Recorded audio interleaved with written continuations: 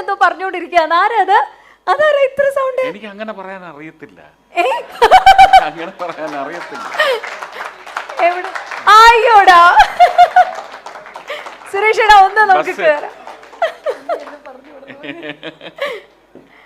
പ്രിയങ്ക ചേച്ചി, thank you so much. അപ്പൊ ഇനി നമ്മുടെ ഷോയ്ക്ക് ഇവിടെ ഉണ്ടാവണം എന്ന് ഞങ്ങൾ ഒന്ന് റിക്വസ്റ്റ് ആണ്. ചേച്ചി please be on the side.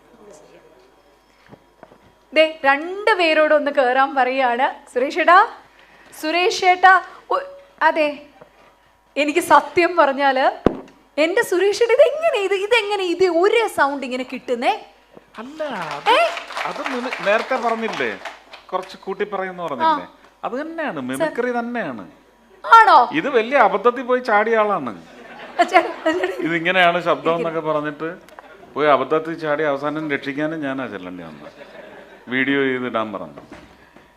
ഭയങ്കര കുഴപ്പത്തിലായ പോലീസുകാരനാ. അതാണ്, സിവിൽ സർവന്റ് ആണ്, എക്സൈസ് ഓഫീസർ ആണ്. ശരിക്കും പറഞ്ഞാൽ DC-യുടെ ഡെപ്യൂട്ടി കമ്മീഷണറുടെ സ്പെഷ്യൽ പെർമിഷനിലാണ് സാർ ഇന്നിവിടെ വന്നേക്കുന്നത്. അല്ല, ഞാൻ ചോദിക്കട്ടെ, ആരാണ് ആദ്യം പറഞ്ഞത് ഈ സുരേഷ് ഗോപിയുടെ ശബ്ദമായിട്ട് ഒരു ബന്ധമുണ്ട് എന്നുള്ള? ആരാ പറയുന്നേ? എന്തായാലും ഈ ഒരു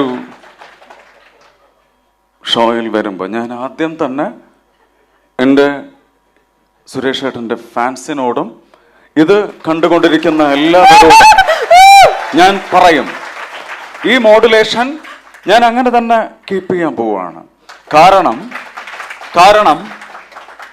മഹാത്മാ രക്ഷക് പുരസ്കാരം എനിക്ക് തൃശ്ശൂരിൽ ചേർപ്പ് മൈതാനിയിൽ വെച്ച് നൽകുന്ന ആ ഒരു നിമിഷം ജയരാജ് വാര്യർ അദ്ദേഹം എന്നോട് പറഞ്ഞിരുന്നു, ഈ മനുഷ്യൻ അബ്ദുൽ ബാസിത്ത് എന്ന് പറയുന്ന ഈ ആൾ ലഹരിക്കെതിരായിട്ടുള്ള സന്ദേശം ജനങ്ങളിലേക്ക് എത്തിക്കുന്നതിന് അതിനുള്ള വെഹിക്കിളായി, അത് എത്തിക്കുന്നതിനുള്ള ഒരു വെഹിക്കിളായി അദ്ദേഹം സെലക്ട് ചെയ്തിരിക്കുന്ന ഒരു വാഹനം എൻ്റെ ഏട്ടൻ്റെ വോയിസ്.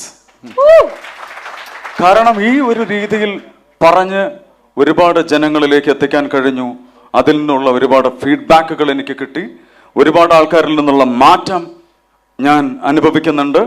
മുന്നോട്ട് പോയിക്കൊണ്ട് തന്നെ ഇരിക്കും. എത്ര എതിർപ്പുകൾ വന്നാലും ട്രോൾ ചെയ്യാനും. അല്ല, ഞാൻ ഒറ്റ കാര്യം ചോദിച്ചോട്ടെ, സാറിന്റെ ഒറിജിനൽ സൗണ്ട് ഏതാ? എനിക്കറിയില്ല. അല്ല, എനിക്കൊന്നും മനസ്സിലാവുന്നില്ല. അല്ല, സുരേഷ് ചേട്ടൻ വന്ന് പറഞ്ഞ അതുപോലെ തന്നെ ഇതിങ്ങനെ കയറി വന്നപ്പോൾ ടിനിച്ചേട്ടൻ എന്നോട് വിളിച്ചു പറഞ്ഞു, എത്രയും പെട്ടെന്നൊരു വീഡിയോ ചെയ്തിടാനായിട്ട്, ഇന്ന മാതിരി ഇങ്ങനെയാണ്. അപ്പം ഞാൻ സംസാരിക്കുമ്പോൾ ചേട്ടൻ, ഞാൻ ആ ടൈമിൽ ഇതിനെക്കുറിച്ച് പറയാൻ തുടങ്ങിയായിരുന്നു. അങ്ങനെ വരെ ഞാൻ എൻ്റെ ജീവിതത്തിലെ എല്ലാ നിമിഷങ്ങളിലും ഞാൻ സുരേഷ് ഏട്ടനായിട്ടല്ല ഞാൻ ജീവിക്കുന്നത് എന്ന രീതിയിൽ പറയുമ്പോഴും അറിയാതെ എവിടെയെങ്കിലും കയറിപ്പോരുവോ എന്നുള്ള ഒരു പേടിയുണ്ടായിരുന്നു എനിക്ക് ആ പേടിയുണ്ടായിരുന്നു. പക്ഷെ ഇപ്പൊ എനിക്ക് തോന്നുന്നത് ഞാൻ എൻ്റെ ശബ്ദം ഞാൻ മിമിക്രി ചെയ്യേണ്ടി വരും എന്നാണ് എനിക്ക് തോന്നുന്നത്. ഞാൻ ചോദിക്കട്ടെ സാറേ, വേറെ ആരെങ്കിലും സ്റ്റാർസിന്റെ സൗണ്ട് വല്ലതും മിമിക് ചെയ്യാറുണ്ടോ? തീർച്ചയായിട്ടും. ആരുടെയാണ്? സാറുടെ എനിക്ക് ചില കാര്യങ്ങൾ എന്തായാലും സാറ് ഏറ്റവും കൂടുതൽ ടിനിച്ചേട്ടൻ എന്നോട് പറഞ്ഞിട്ടുണ്ടായിരുന്നു, ദീന സിനിമയിൽ സുരേഷ് ഏട്ടൻ ബാസിത്തെ ഏറ്റവും കൂടുതൽ സുരേഷ് ഏട്ടൻ ഇഷ്ടപ്പെടുന്ന ഒരു ഡയലോഗുണ്ട്. ആ ഡയലോഗ് സുരേഷ് ഏട്ടൻ തമിഴിൽ സംസാരിക്കുന്ന ഡയലോഗ് ഇടയ്ക്കിടയ്ക്ക് ഷൂട്ടിംഗ് സൈറ്റിൽ വെച്ചിട്ട് ഇങ്ങനെ പറയും.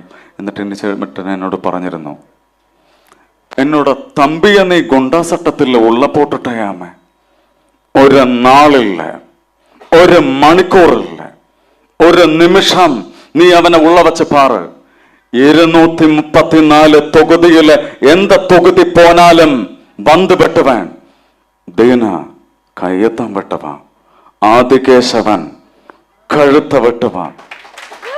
സുരേഷ് ഏട്ടാ, വേറൊന്നുമല്ല, ഈ മണിച്ചിത്രത്താഴില് ഗംഗ നാഗവല്ലിയായി മാറിയ ഒരു മൾട്ടിപ്പിൾ പേഴ്സണാലിറ്റി ഡിസോർഡർ എന്നത് പോലെ ഇതിങ്ങനെ ആവാഹിച്ച് കയറ്റി ഈ പോലീസ് വേഷം ധരിക്കണമെന്ന് പറഞ്ഞ് 8ാം ക്ലാസ്സിൽ ആ കമ്മീഷണർ സിനിമ കാണുമ്പോൾ മുതൽ തുടങ്ങിയ ഒരു സ്പാർക്ക് അതിലേക്ക് കയറി ഇങ്ങോട്ട് വന്നതിന് ശേഷം ഇതുപോലെ തന്നെ തെറ്റ് ചെയ്യുന്നവന്റെ ആ കോളറിൽ കുത്തിനെ പിടിച്ചുകൊണ്ട് പുല്ലേ എന്ന് പറയാനുള്ള ചങ്കൂറ്റം ഇന്ന് ഓരോ നിമിഷവും ഞാൻ എൻജോയ് ചെയ്യുന്നു സുരേഷ് ഏട്ടാ. ഞാൻ ഏറ്റവും കൂടുതൽ അത് തന്നെയാണ്. അല്ല, ഇത്രയും പറഞ്ഞപ്പോൾ ഒരു ചെറിയ ആഗ്രഹമാണ്. കാരണം സുരേഷ് ഏട്ടൻ പറഞ്ഞു ഈ പറഞ്ഞ പോലെ കമ്മീഷണറുടെ അന്നത്തെ കാലത്തെ ഡയലോഗ് ഒരു റെൻഡറിങ് ഇവിടെ അങ്ങനെ ചെയ്യത്തില്ല. സുരേഷ് ഏട്ടൻ അങ്ങനെ സ്റ്റേജിലൊന്നും പറയത്തില്ല. നമുക്ക് വേണ്ടി ചേട്ടനൊന്ന് അതാ പറഞ്ഞു തരാവോ സുരേഷ് ഏട്ടന്റെ അതേ ഒരു വൈബില്? എനിക്ക് ഒന്ന് എണീച്ച് നിൽക്കാവോ? എണീറ്റിരിക്കാം. കുറച്ച് റിവേർബ് കൊടുക്കാവോ? കാരണം വെറുതെ ഒന്നുമല്ല, അത് ഏട്ടൻ്റെ അടുത്തിരിക്കുമ്പോൾ എനർജി. ഞാൻ വെറുതെ ഇങ്ങനെ ഈ മറ്റേ വീഡിയോ യൂട്യൂബിലൊക്കെ ഇങ്ങനെ വെറുതെ റീൽസിൽ കാണുമ്പോഴും തന്നെ എനിക്കിങ്ങനെ കയറി വരും. ഇതിപ്പോൾ എത്രയും അടുത്താണ്. ഇത് magnetic power is so strong.